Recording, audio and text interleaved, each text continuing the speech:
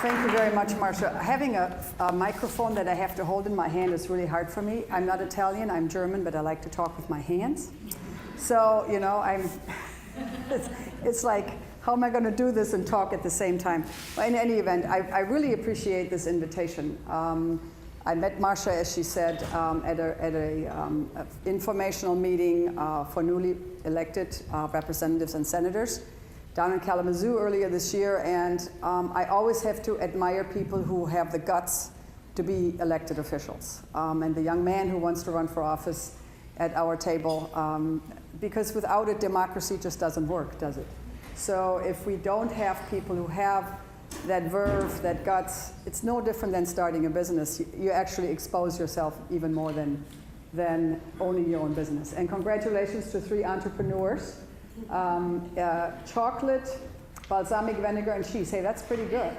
And I used to go and do glazing of ceramics myself. So congratulations, because it does take an awful lot of chutzpah to start your own business and jump sort of the divide and get out of your comfort zone. As Marcia said, and we had a great conversation at dinner. I mean, I haven't had this robust of a conversation about a cross-section of topics in a long time. And so there are a few brave men in the room. Congratulations to you. That means you're pretty gutsy and are also feminists, and I think that's just tremendous. And I am married to a wonderful man that a couple of you may know, Greg Northrup, who's also not afraid of strong women, because I'm not shy in retiring. So I've been doing this, as Marcia said, for a long time, but I got my start.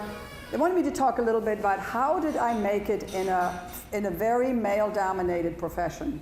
And really, in a lot of ways, I knew that it was, and I kind of just, you know, was a stubborn German and just went for it anyway. But I've been in this job for 24 years, and I got my start in economic development in Berrien County in Benton Harbor, St. Joe, which even back then, and I won't mention how many years, was a tough road. But, and I was hired before I had a college education. I was sort of making my way through college whilst living down there, and I became very interested in this thing called economic development. I had no idea what it was. I was running a CETA program at the time, and for those of you old enough, I see women nodding their heads, which means we're all of the same vintage. And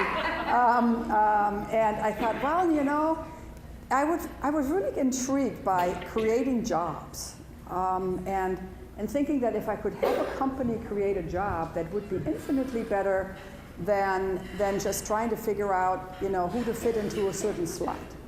And so I was given that opportunity by a gentleman who has since passed away by the name of Charles Schrank.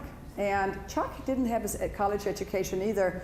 And so he actually gave a woman, a very young woman then, just literally off the boat, a chance at learning the economic development business.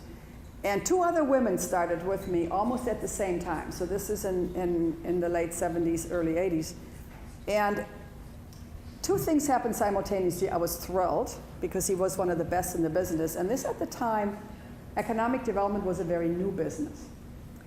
And at the same time, I was really ticked off because I knew he hired 3 women because we were cheaper. Truly, I mean, let's face it, I see heads nodding. You could get 3 very talented young women for a lot less than 3 talented young men. So I had to make the decision of, do I want to be torqued off, or do I just want to learn and move on?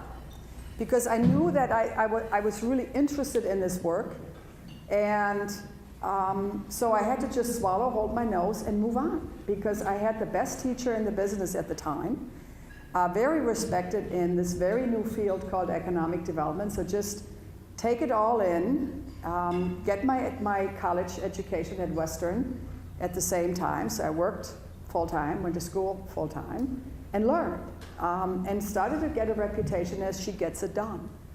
And so, but a funny story, so it's the height of Charlie's Angels on television. They're starting a new series now, so they can't obviously think of anything new and different. But I worked for a man named Charles, And at the time, there was a professional association called the Michigan Industrial Developers Association, which is now called the Michigan Economic Developers Association, of which I'm still a member.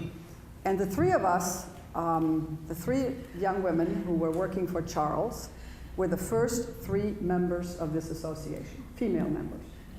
So we walked into our first meeting at the Sheraton Hotel on Kreitz Road in Lansing, today a different name, and 40 men stared at us like, you're interrupting our fun.